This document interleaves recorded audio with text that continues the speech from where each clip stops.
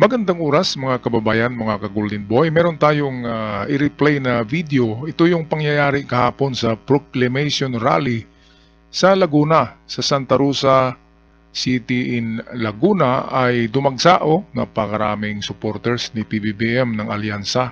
At merong kakaiba dito, 11 na lang sila eh. 11, wala si Amy Marcos eh. Baka tinanggal na nga sa Alyansa. Kasi ibang mindset eh, di ba? Amy Marcos mukhang malaglag na sa alyansa. Wala na, hindi na sumasama sa rally, 11 na lang sila. Kaya ito umpisahan agad natin ng introduction ng walang iba kundi ang King Rapper, Andrew E. All the way! Oh, para sa Laguna! Sing with me! Here we go! Ako'y nasa Malate!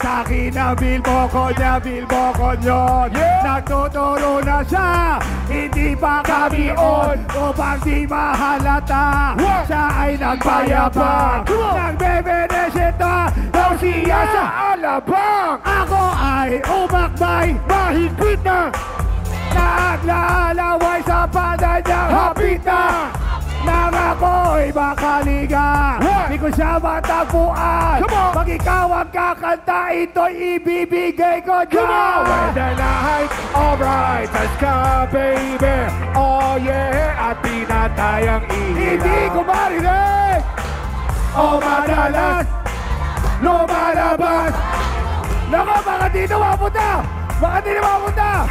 Sa Cafe Adriatico ako ay inaya Inom na kami at siya ang Kaya't kaming dalaway Uminom na beer Inagat niya ang baso Ang sabi niya sa akin Di ko alam ay meron siyang inilagay Ako'y bigla nahilo Nawala ng aking Nang ako'y magising Aking napansin Pangalan ng motel Kaya't ang sabi ko na ko I-split na ako Pagdamo ko ng girlfriend ko Mahirap to Wala sa isip ko Ang kanyang maiwan Sino kaya maingay?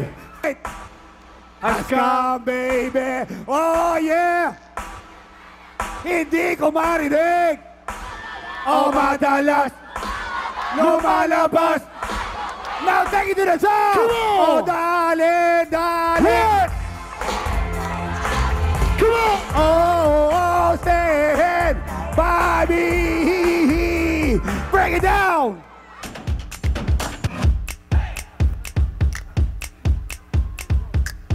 Mga kababayan, ang Pangulo ng Republika ng Pilipinas, Ferdinand R. Marcos Jr.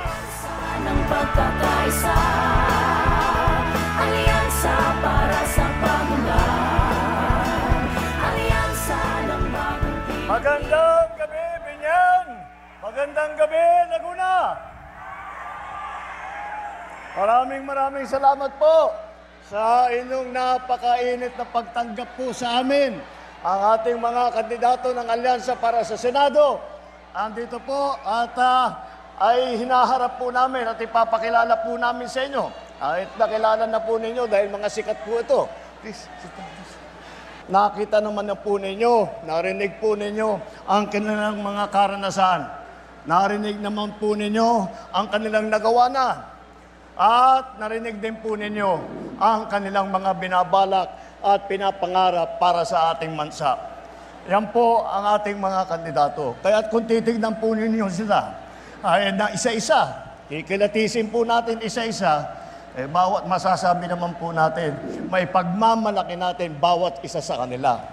Pinagsamang-hama ngayon natin, lahat itong pinakamagagaling, pinakamahusay, pinakamatatalino, pinakamasipag, na mga kandidato para sa Senado at palagay ko naman kahit sino po natatapat po sa grupong ito ay magdadalawang isip dahil napakabigat po na makaharap itong grupong ito.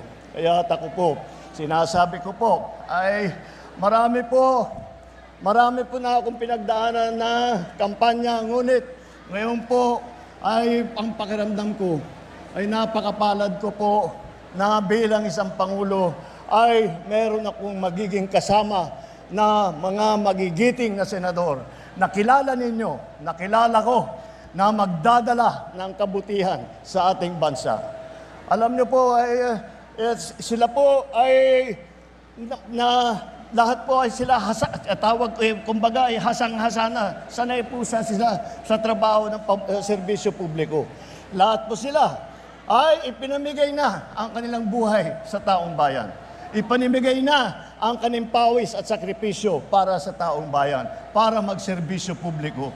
Kaya po ay lahat ay may pagmamalaki natin. Hindi po ako nahihiya na iharap sa inyo. Kung hindi, nais ko pong ipagmalaki sa inyo ang ating mga kandidato. Ang ating mga kandidato ng alyansa, kasama po natin sa pagtataguyod ng interes at kapakanan ng bawat mamamayang Pilipino. Ipapaglaban natin ang ating soberanyo. Kapaglaban natin ang ating mga karapatan sa pamamagitan po ng diplomasya at ng dignidad ng Pilipino. Hindi natin isusuko kahit 1 pulgada ng ating teritoryo na hindi tayo kailangan sumunod sa kahit sino pang dayuhan, kahit pa sila ay makapangyarihan at nananakot sa atin. Tayo po ay mga Pilipino at may panindigan at paninindigan po natin na tayo ay may karapatan na ipagtanggol ang ating minamahal na Pilipinas, na dapat ang makagamit ng kayamanan ng ating bansa ay dapat naman ay ang Pilipino rin. Pagdating naman sa ekonomiya, ay sa aking palagay naman, huwag na po tayo papasok sa mga illegal na mga industriya kagaya ng Pogo. Hindi po natin yan kailangan. Ay yung Pogo na yan, ang nangyari dyan,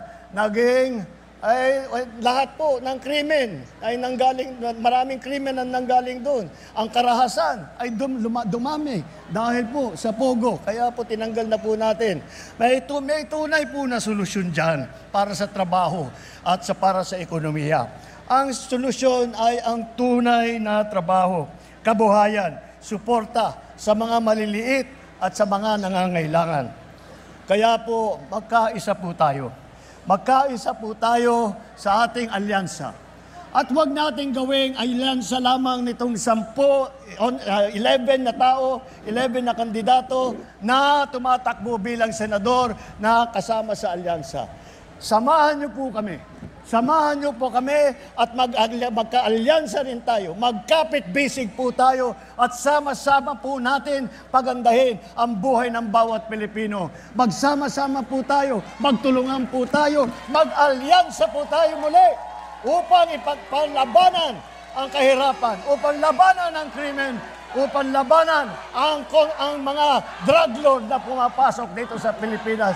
Ito po, hinaharap ko po sa inyo ang ating alyansa na siyang gagawa at siyang magtatrabaho upang pabalikin ang kapayapaan dito sa ating minamahal na Pilipinas.